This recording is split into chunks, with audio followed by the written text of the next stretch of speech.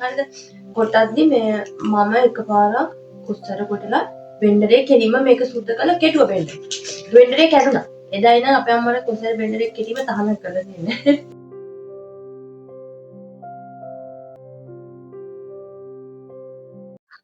Hello කොහොමද ඉතින් ඔයාලට අපි හැමෝම ගොඩාක් ආස කරන පොසොන් පෝය දවසේ ටිකක් මම හිතුවා ඔයාලත් එක්ක ෂෙයා කරගන්න ඕනේ කියලා. එහෙනම් ඉතින් අපි දැන් යමුකෝ වීඩියෝ එකට. අද මම ඔයාලත් එක්ක මේ ෂෙයා කරගන්නේ පොසොන් පෝය දවසේ හවස 2න් පස්සේ මම ගත කරේ කොහොමද කියලා. ඉතින් අපි හිතුවා අද හවස වටදාගේ බලන්න යන්න ඕනේ කියලා. ඔයාලා දන්නවා ඇතිනේ මැදිරිගිරිය වටදාගේ කිව්වහම. ඉතින් මැදිරිගිරිය වටදාගේ බලන්න යන්න කියලා අපි කතා කරගත්තේ අපි පුංචිලත් එක්ක. කොහොම හරි අපි වටදාගේ බලන්න යන්න ලෑස්ති වෙලා එයාලට කතා කරාම එයාලා පොඩ්ඩක් පරක්කු වෙනවා කිව්වා. ඒක නිසා මට හිතුණා කලින් කරන්න තිබුණ පුංචි වැඩක් කරගන්න ඕනේ කියලා. අපි අපේ ජීවිතයේ තියෙන ලොකු වැඩ සේරම හරියට වෙලාවට කරාට මෙන්න මේ වගේ පුංචි දේවල් කරන්න අපිට ගොඩක් වෙලාවට මග ඇරෙනවානේ. ඉතින් අපි ගොඩක් වෙලාවට කරන්නේ අපිට තියෙන අනිත් ලොකු වැඩ සේරම කරද්දී අපි ආස කරන දේවල් කරන්න මග ඇරගන්න එක. ඉතින් මටත් ඇත්තටම ගොඩක් වෙලාවට මම ආස කරන දේවල් කරන්න මිස් වෙනවා. ඒක නිසා තමයි මම හිතුවේ මේ මට ඉතුරු වෙලා තියෙන පොඩි වෙලාවේ මට කරගන්න තියෙන වැඩ ටික කරගන්නවා කියලා. මට හිතුණා මගේ ලැප් එකේ ස්ටිකර් ටිකක් අරව ගන්න. ඉතින් මම ස්ටිකර් එකක් ගත්තා. අපි අද ගමුකෝ. අද අපි පොසොන් පොහොය දවසේ යන්න හදන්නේ මැදිරිගිරිය වටදාගෙට. ඉතින් මැදිරිගිරිය වටදාගේ කිව්වහම ගොඩක් අය දන්නවත් ඇති. ඒ වගේම දන්නේ නැති අයත් ඇති. ඇත්තටම ගොඩාක් දෙනෙක් පොය දවස්වලට මේ වටදාගෙට යන්න අමතක කරන්නේ නැහැ. වටදාගෙට යන්න එක හේතුවක් තමයි බෞද්ධයෝ විදිහට ඒක පූජනීය ස්ථානයක් විදිහට අපි හඳුන්වනවා. ඒ වගේම තමයි වටදාගෙ තියෙන බෝධියට ගිහිල්ලා අපි ප්‍රාර්ථනාවක් කරපුවාම අපේ ප්‍රාර්ථනා ඉෂ්ට වෙනවා කියලා අපි විශ්වාස කරනවා. ඉතින් බුදුරජාණන් වහන්සේගේ වන්දනාමාන කරන පිළිම වහන්සේලා තැන්පත් කරලා තියෙන ධාතුන් වහන්සේලා තැන්පත් කරලා තියෙන තැනක් විදිහට බෞද්ධ අපි වටදාගේ වන්දනා කරනවා. අනිත් එක තමයි වටදාගේ තියෙන්නේ ගල් පර්වතනේ. ඉතින් ගොඩාක් වෙලාවට හවසට කට්ටිය වටදාගෙට ගිහිල්ලා තමන් ආස කරන රතපජු පැකට් එකක් ඒ වගේම වඩේ එකක් අරගෙන කාලා තමන් ආදරේ කරන කට්ටියත් එක්ක තියෙන යාළගේ කාර්යබහුල ජීවිතෙන් ටිකක් මිදිලා නිදහසේ කතා කර ඉඳලා පොඩ්ඩක් ඉර බැහැල යන දිහා බලාගෙන ඉඳලා සතුටින් ඉඳලා එයාලගේ කාර්යබහුල මනසට පොඩි විවේකයක් ගන්නත් හිතාගෙන තමයි නිවාඩු දවසට පොය දවසට මෙන්න මේ වටදාගේ වන්දනා කරන්න යන්නේ. දැන් මගේ වැඩ ටිකත් ඉවරයි පුංචිලත් ලෑස්ති වෙලා ඉන්න කිව්වා. දැන් අපි හදන්නේ මේ වටදාගෙට යන්න. ඉතින් මම මේ ඇඳගෙන ඉන්න ඇඳුම මම ජැකට් එකක් උඩින් දාගෙන තමයි වටදාගෙට යන්නේ. ඒක නිසා ඔයාලා ඒක ගැන මුකුත් හිතන්න එහෙම එපා. මොකද මම දන්නවා යන තැන කොතනද ඒ තැනට ඇඳන් යන්න ඕනේ කොයි විදිහටද කියලා. ඉතින් අපි අනිවාර්යයෙන්ම ගමනක් යන්න කලින් අපේ පන්සලට ගිහිල්ලා තමයි ගමන යන්නේ. ඒක අපි පුරුද්දක් විදිහට හැමදාම කරන දෙයක්. ඔයාලත් මාත් එක්ක වටදාගේ බලන්න යන ගමන් අපි අද පොඩ්ඩක් ගෑනු ළමයි ගැන කතා කරමුද? ගෑනු ළමයෙක් කියලා කියන්නේ කාටද? ගෑනු ළමයෙක් කියලා කියන්නේ නිකන් රූපයකට සීමා වෙච්ච කෙනෙක්ද? එහෙම නැත්නම් කවුරු හරි කෙනෙක්ගෙන් යැපෙන්න බලාගෙන ඉන්න කෙනෙක්ද? මම නම් විශ්වාස කරන විදිහට ගෑනු ළමයෙක් කියන්නේ රූපයට විතරක් සීමා නොවි තමන්ගේ දෙපයින් හිටගන්න ශක්තියක් තියෙන්න ඕනේ කෙනෙක්. අපි ගැහැණු ළමයෙක් කියලා ඉපදුනහම මේ තියෙන සමාජය අපිට විවිධ විදිහට සීමා මායිම් දානවනේ. ඉතින් අපිත් ඒ සීමා මායිම් මැත්තේම ඉන්න ගියොත් එහෙම අපිට අපිවම මගහැරෙන්න පුළුවන්. ඒක නිසා අපි හැම වෙලාවෙම try කරන්න ඕනේ සමාජයේ දාන සීමා මායිම් ගැන හිතන්නේ නැතුව අපේ ජීවන ඉෂ්ට කරගන්නේ කොහොමද කියන එක. ඉතින් ගැහැණු ළමයෙක් වුණාම අනිවාර්යෙන්ම එයාට ලස්සන මූණක් වගේම ලස්සන හදවතක් තියෙන්න ඕනේ. ඒ වගේම හොඳ අධ්‍යාපනයක් තියෙන්න ඕනේ. ඒ වගේම තමයි අනිවාර්යයෙන්ම ගැහැණු ළමයට හොඳ ආර්ථික ශක්තියක් තියෙන්න ඕනේ.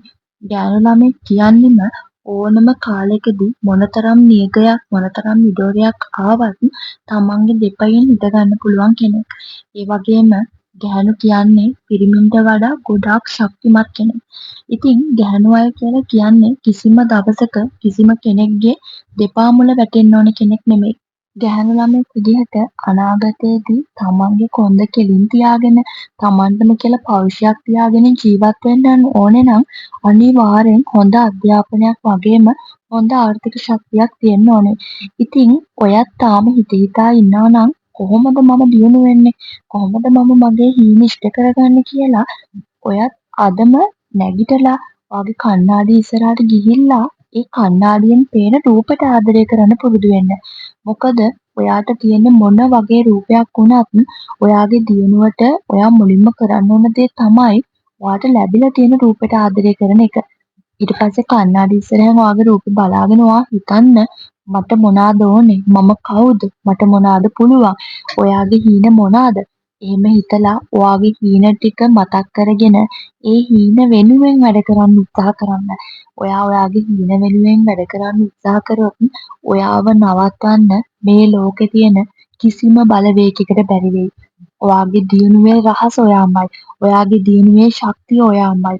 ඔයාගේ දියුණුවේ ආරම්භය ඔයාමයි. අද ඉඳන්ම ඔයාගේ දියුණුවට වැඩ කරන්න ඔයා පටන් ගන්න ඕනේ. දැන් ඉතින් අපි ටයිප් ගිහිල්ලා වඩේ කාලා කටකටු කාලා අපි ගෙදර යන්නත් ගමන් තමයි බලන්නකෝ ගෙදර යන ගමන් අපි මොකද්ද දකින්නේ කියලා. මේ තියෙන්නේ අපේ දියසෙන්පුර පන්සල. අද දියසෙන්පුර පන්සලේ චෛත්‍යයේම හරිම ලස්සනයි. ඉතින් දැන් අපි දියසෙන්පුර පන්සලත් ආයෙම වැඳගෙන ගෙදරට යන ගමන් තමයි ඉන්නේ. ගෙදරට යන ගමන් පුංචි බඩගින්නට මම අද කෑමක් හදාගන්නවා. බලමුකෝ මං අද මොනවද හදන කෑම කියලා. දැන් තමයි අපි ආවේ චෛත්‍ය ගිහිල්ලා. අපි චෛත්‍ය ගියානේ. දැන් ආවේ චෛත්‍ය ගිහිල්ලා. දැන් මට හිතුණා මේ කොසරාගලයක් හදාන්න කන්න. ගොඩක් දවස් ඉඳන් කොසරාගලයක් හදාන්න කන්න හිටියේ මේ බැරි වුණා කන්න. දැන් අපි කොසරාගල හදන්න කන්න. දැන් අපි කොසරාගල ටික බැදගමු. ඇත්තටම ඉතින් අපි කරවල වල තියෙන කෘත්‍රිම දේවල් කන්නේ නැතුව මෙන්න මේ වගේ ස්වභාවික දේවල් කන්න පුරුදු වෙන්න.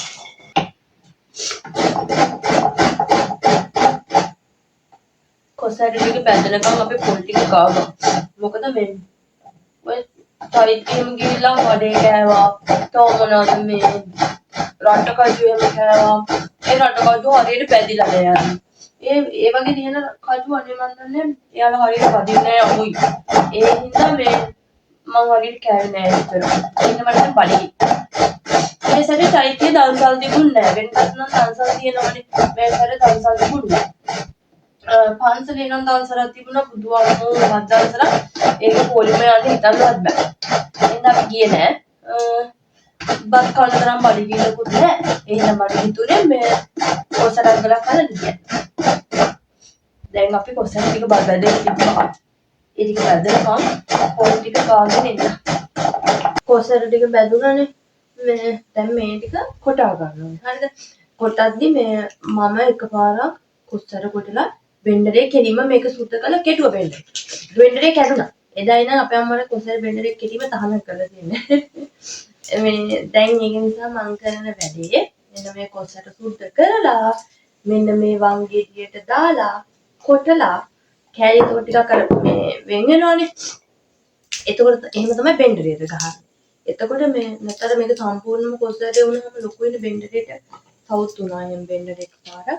ඒක නිසා තමයි දැන් අපේ අම්මා මට දෙන්න නැති නිසා තමයි මම මේ වැඩේ කරන්නේ. ඔයාලා කොසර මේ බෙන්ඩර් කරනවා නම් නැත්නම් බෙන්ඩර් කරලා බෙන්ඩරේ කැල්ලා දැන් බෙන්ඩර් කරන් දෙන්න නැත්නම් මෙන්න මේ විදිහට කරන්න. හරිද? කොස්සට ඒක වැඩිපුර බිම යන්නේ. තමයි යන්නේ.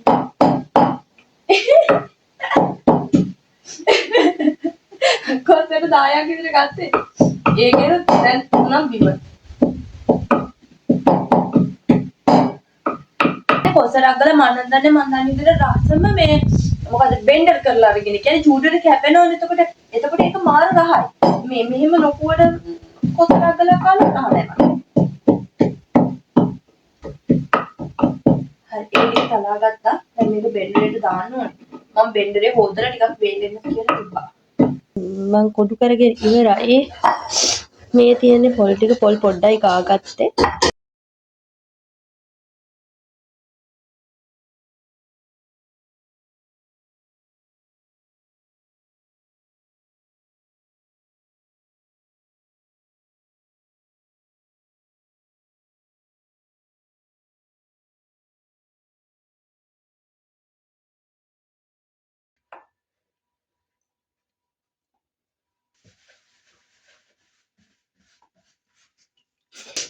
මට මේ අද ගිහිල්ලා අපි අයිස් කෑවනේ. ඒ හින්දා මට හෙම්බිරිස් ආවා. ඉතින් මං හිතුවා මේ නිදා ගන්න කලින් දෙහි එකක් හදාගෙන බොන්න ඕන කියලා. ඉතින් ටිකක් තිබ්බ හෙම්බිරිස් ආවා. ඒ වුණාට ඒක ටිකක් ෂේප් එකේ තිබ්බේ. දැන් කොහොම හරි වැඩි හෙම්බිරිස් ආවා.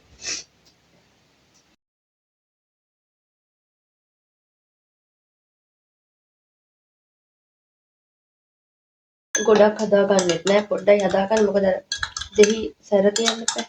මම දැන් කොස රංගලක් කාලා දෙහියක බීලා නිදාගන්න යනවා ඉක්මනට. මම විශ්වාස කරනවා අද මම මේ වීඩියෝ එකකින් ඔයාලට කියපු දේවල් ඔයාලගේ ජීවිතයට එකතු කරගෙන ඔයාලගේ ජීවිතය ලස්සන කරගන්න උත්සාහ කරයි කියලා. ගෑනු ළමයෙක් වුණා කියලා ගෑනු ළමයෙක් විදිහටම ඉන්න ඕන නැහැ. ගෑනු ළමයෙක්ට පුළුවන් පිරිමි ළමයෙක්ටත් වඩා ශක්තිමත්ව නැගිටින්න. ඔයා ඒක හැම වෙලාවෙම විශ්වාස කරන්න. මම අදට ගිහිල්ලා එන්නම්. අදින් පටන් ගන්න මේ සතිය ඔයාලගේ ජීවිතේ වාසනාවන්ත වෙන ලස්සන දවසක් වෙන්න කියලා මම ප්‍රාර්ථනා කරනවා.